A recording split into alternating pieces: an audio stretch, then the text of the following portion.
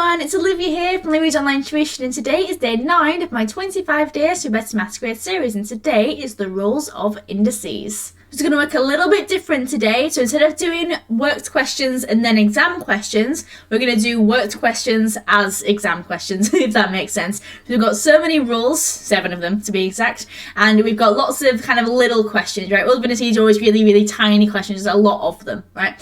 So we're going to kill 2 birds with 1 stone and do the exam questions as the worked questions. We're going to be exam questions all the way through today, which is quite fun, going through all of the 7 rules. So anyway, let's get to it. Okay, rule 1 then. So multiplying indices. When you multiply 2 things of the same base that both have powers, you add the powers. So add the powers. So what I mean by the same base is that they both got the same number at the bottom, right? So they've got a number here and then a power up there, right? This box here would be the base. So they both have the same base, you can just add the powers. So let's have a look, go through then. So question 2, simplify 3 to the 4 times 3 to the 4. Circle the answer. That's going to be 3 to the 4 plus 4, 8. 3 to the 8. And there it is. 1 mark on the EQA paper.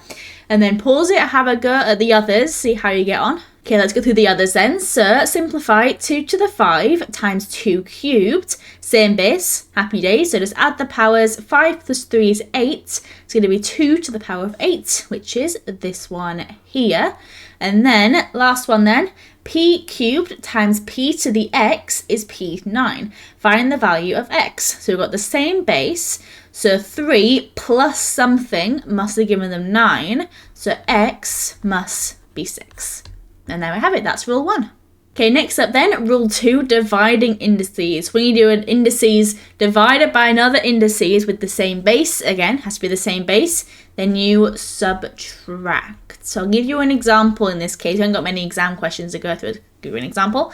So that would be something like, I don't know, x to the power of 4 divided by x to the power of 2 would then be x to the power of 2, because 4 minus 2 would be 2. So let you have a look at these exam questions, pause it then, see how you get on. Okay, first exam question then. So work out the value of 3 to the power of 12 divided by 3 to the power of 5, all divided by 3 squared times 3. So let's do the first bracket first. So it's the same base, happy days. So we just take away 12, take 5, that leaves 3 to the power of 7. And then that's divided by 3 squared times 3. So you can either think about this as being 3 squared times 3 to the 1, and then, like the other rule we just did, you add the powers when you're timesing, so that gives 3 cubed. Or you can think about it as being 3 squared is just 3 times 3. Timesing in another 3 is 3 times by itself 3 times, which is also 3 cubed. Then we're dividing 3 to the power of 7 by 3 cubed. And then that is, again, same base, so we just subtract the powers, which is 3 to the power of 4.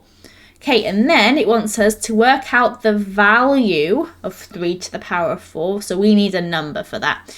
So we actually do 3 to the power of 4. So 3 squared, so 3 times 3, that's 9. So that's 1 and 2 done, just need 2 more. Times it by 3 is then 27, that's that done.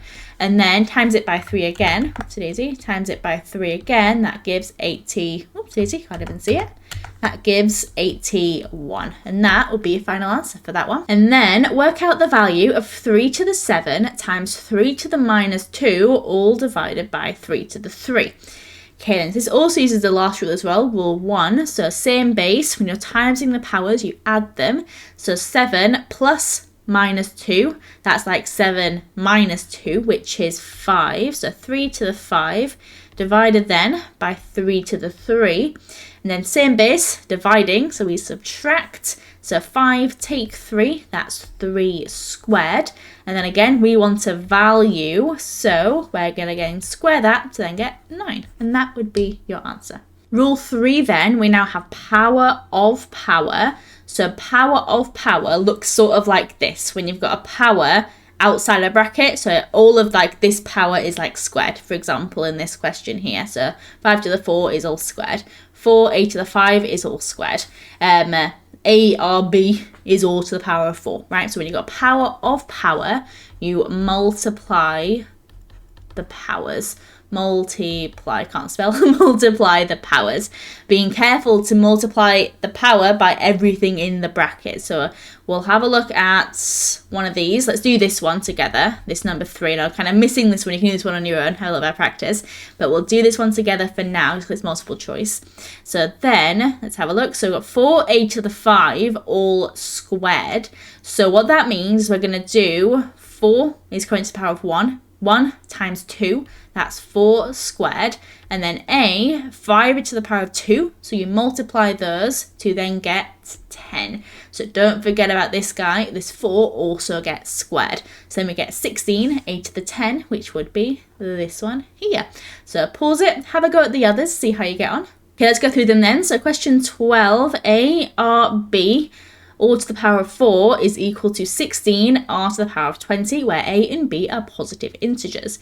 Work out a and b. Okie dokie then. So let's have a look at this. So this means that everything is going to be to the power of 4. So that's a to the power of 1 times r to the power of b, all to the power of 4. So then we get a to the power of 1 times 4, which is 4, multiplied by r, which is the power of b, times 4, which is 4b, and that is equal to 16 to the r to the power of 20. Okay then, so if we kind of split this up a little bit, a to the power of 4, that's going to be this number here, isn't it? So a to the power of 4, it's easy. So a to the power of 4, that's 16. So what to the power of 4 is 16? That's going to be 2, because 2 to the power of 4 is 16. 2 times 2 is 4, times 2 is 8, times 2 is 16. So that's going to be 2. And then b, let's have a look at that. So r to the power of 4b is going to be equal to 20. So that must mean, put that over here, that 4b must be equal to 20, which must mean that b is 5. By either dividing that down there or by thinking, okay, what we have to times 4 by to get to 20? That's 5. So then we get a equals 2 and b equals 5.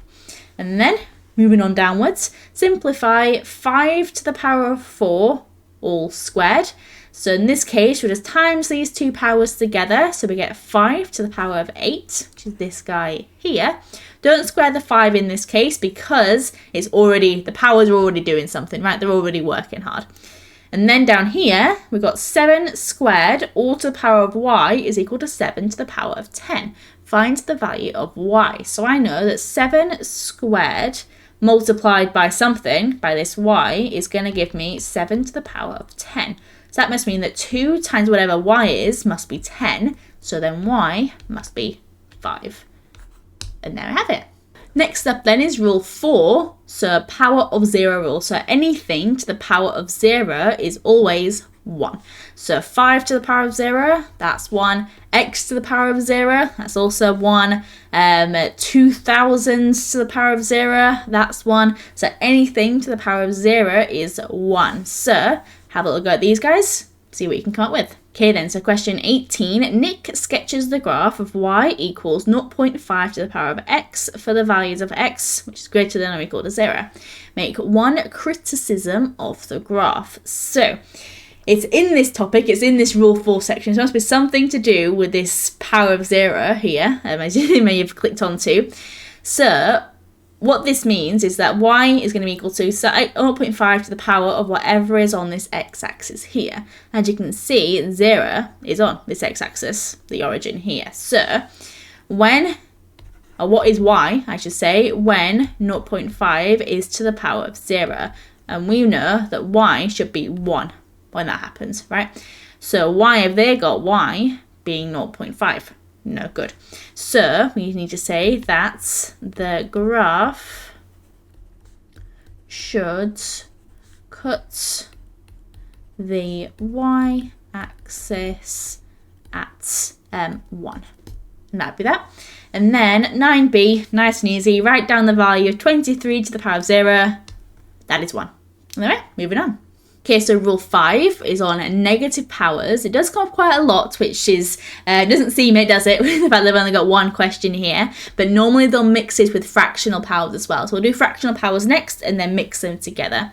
So negative powers, what that means is you need to reciprocate it, which essentially just means flip it, right? Your negative power, just flip it over.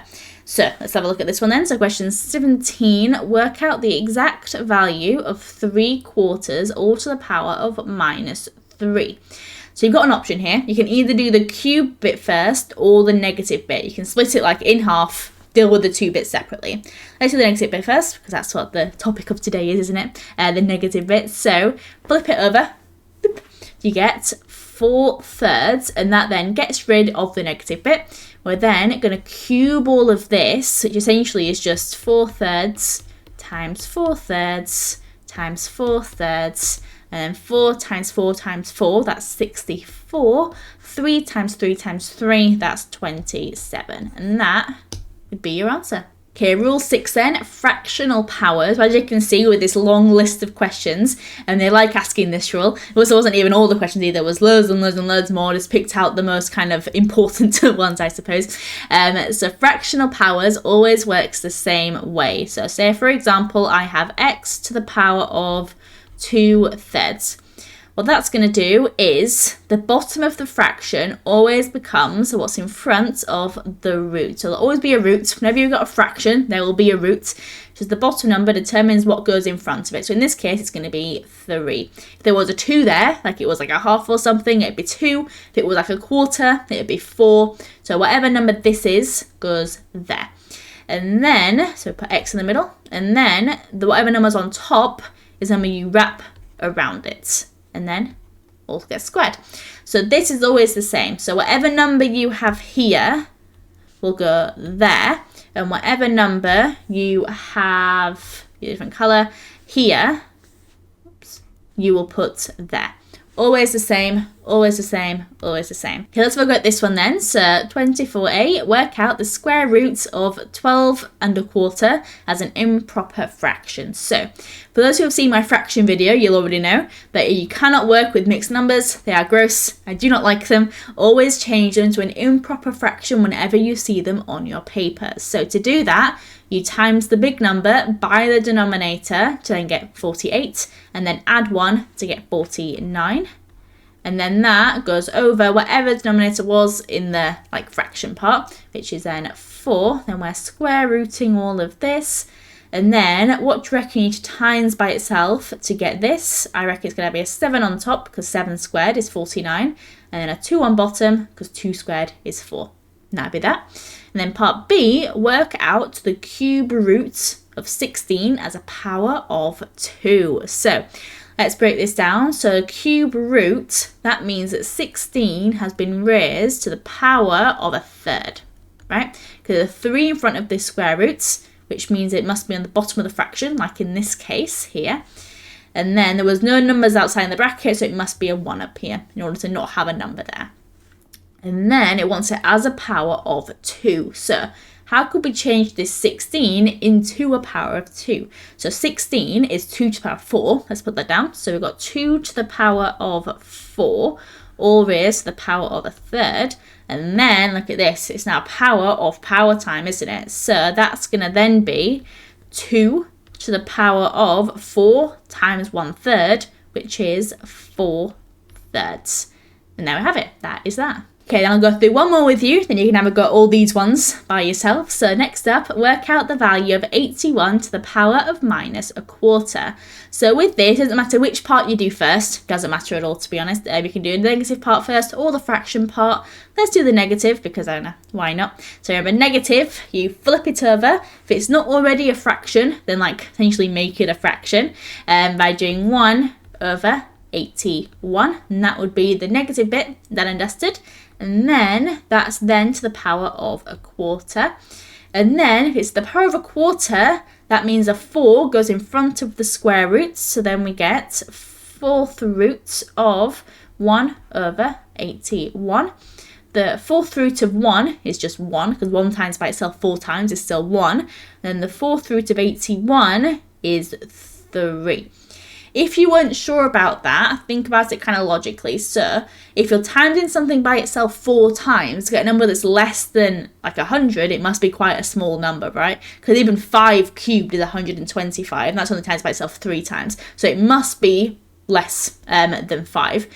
4 cubed is 64, which is almost there, right? 64 times by another 4, that's going to be way too high. So then you're left with 3. And that then is your answer. So if you don't know what the cube root of that is, you can kind of figure it out by taking some logical steps, right? Okay, then I'll let you have a go then. So pause it, see how you get on with these guys, and we'll go through them in a second. Okay then, so question 12, find the value of 81 to the power of minus a half. So with this one, very similar as this one, just with a square instead of with a 4 here. So let's flip it first, why not? And we get 1 over 81 all to the power of a half. And then, because it's to a half, a 2 must be in front of this root. So then it's just a square root. So then we get the square root of 1 over 81. Square root of 1 is just 1. And then the square root of 81, that is 9. Okay, and then part B, find the value of 64 over 125 all to the power of 2/3. So we've done this one here, haven't we? Where we put 3 outside the roots and a 2 around the outside. So let's do that on this one. So then we get this cube roots of 64 over 125 all squared. So let's continue that on with that then. So the cube roots of each of these, of 64, that's 4, of 125, that's 5, and then square those to get rid of this 2, you then get 16 over 25, and that is your answer. Continuing on then, we've got 10a, write down the value of 100 to the power of a half. So to a half, that just means the square roots of 100. No number around the outside, it'd just be like to the power of 1, wouldn't it? Which is itself. So then, square root of 100, that is 10, nice and easy. And then part B, find the value of 125 to the power of 2/3. So for this, let's put this into this form here. So we get 125, the cube roots of that, all squared. The cube root of 125 is 5, and then square that to get rid of this, and that is 25, and that would be your answer. Okay, then last rule, rule 7, the rule of consistent bases. So not everyone will class this as a rule, I think it's just like my rule 7. But that essentially says that if you're trying to do rules of indices when you're not in the same base, then it doesn't work, right? Like I kept saying with rule 1 and rule 2, it has to be in the same base. And that may mean you have to change the base of it, right? So consistent base essentially just means same base. Has to be the same base.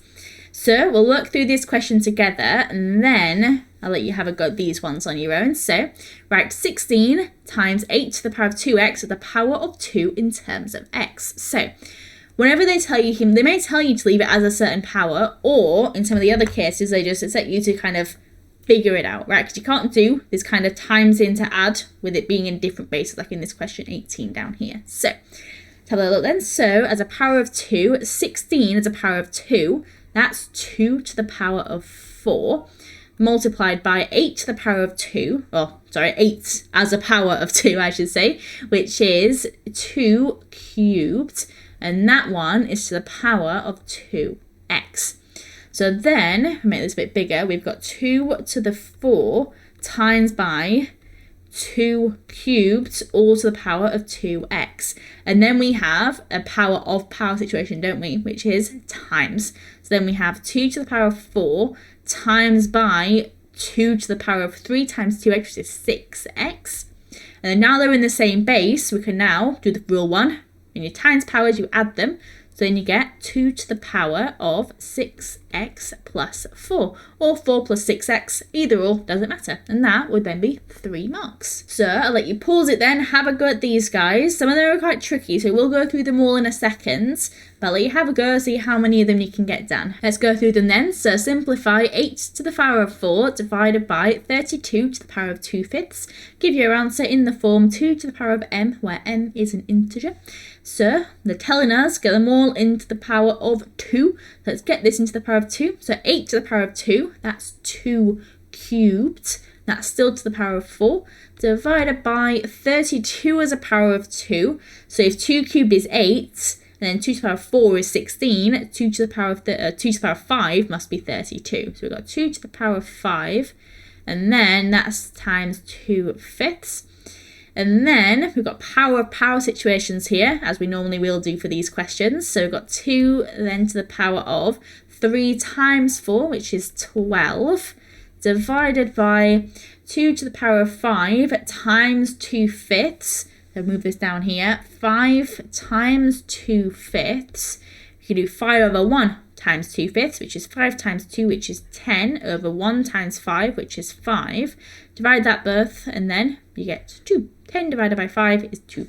So that gives you then 2 to the power of 2.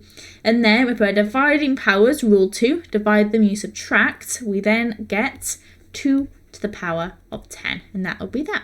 Okay, next up then, question 18. 16 to the power of a 5th times 2 to the power of x is 8 to the power of 3/4. Work out the value of x. So they haven't told you this time what base to put it in, but you've got 16, 2 and x. All these are powers of 2. 2 to the power of 1, 2 to the power of 4, and 2 to the power of 3. So we're going to leave them all in powers of 2. Well, 2 to the power of something, right?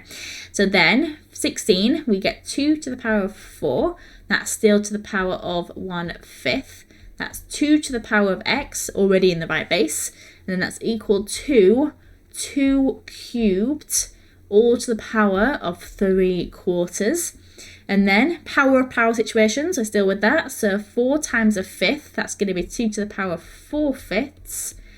2 to the power of x, stays as it is. And then equals 2 to the power of 3 times 3/4, which is times these two together, 9/4. Oop, not just on its own, is it? 2 to the power of 9/4. So then from here we can think, okay, we're timesing two powers of the same base, so we then add them. So 4/5, let's put this up here. So 4/5 plus whatever x is, that must be 9/4, right? So what we can do with that is then take that over there to get x on its own. So 9/4 minus 4/5. So if you don't know how to do this, then watch my fractions video, it'll go through it. So then make these into the same denominator. So times this one by 5, this one by 4. So then get 9 times 5, which is 45 over 20. Take away 4 times 4, which is 16 over 20. And then 45 minus 16, which is 29 over 20. And x is that. That's your final answer. Okay, let's keep it moving then. I'm going to quick pace today, but let's keep it moving. Question 6, we've got 100 to the power of a times 1,000 to the power of b can be written in the form as 10 to the power of w. So the w is 2a plus 3b. So again, they're telling you what base to leave it in. Base 10. So 100 is 10 squared. That's 10 squared, all still to the power of a, times by 1,000 is 10 cubed. 10 times 10 times 10. Then we've got 10 cubed, all to the power of b is equal then to 10w. Okay, and then power of power. So then we've got 10 2a times 10 3b, just times these guys together, that's then 10w. And then power times power, when they're in the same base, is power add power. Then you get 2a plus 3b equals w, which is what they want you to prove all along, which is quite nice. And then question 14. So this one's a little bit trickier. So 3 to the power of a is a 9th. 3 to the power of b is 9√3, and 3 to the power of c is 1/√3. So they want us to put all these into powers. We know what a is, we know what b is, we know what c is, we can just add them all together. So 3a is a 9th, so a 9th is going to be, so they must have done a negative, right, a negative power to make it 1/, and then 9 is 3 squared, so I would bet that this is 3 to the power of -2. That's what we're doing for all of them. So if you couldn't get this one, you didn't know where to start. Now I've shown you this one, see if you can do the others, right? So pause it and have a go if you don't need to, but I'm going to carry on for those that can. So then just double check, make sure that's right. You get 1/3 squared, which is 1/9. Hey presto, so that's that one done. So that's a. Oop, make sure that's written there. There we go, that's a. B then, we've got 9 square root 3. So 9 is 3 squared, right? And that's multiplied by 3 to the square root of 3, which is 3 to the power of 1/2. So then that is going to be, times when you add them, so that's 3 to the power of 2.5. Okay, and then C, that's again 1 over, so it's got to be a negative, and then 1 over the square root of 3 is going to be minus 1/2. Okay, so then that's C. So then we've got A plus B plus C, which is minus 2 plus 2.5 minus 1/2. So then we get minus 2 plus 2, which is nothing. Then we get 1/2 minus 1/2, which is also nothing. So you get left with big fat nothing. There you are. So that was all the questions. I hope that's made sense. So there we have it. That was day 9 of my 25 Days to Better Maths Grade series. If you did enjoy, feel free to like, subscribe, do all that YouTubey stuff. If you did enjoy the format of this video more than the others, then please let me know. I'm always open to suggestions as to how I can make these videos the best for you guys. But yeah, I'll let you go then. So tomorrow we're going to be doing box plots. So I hope to see you there. Bye!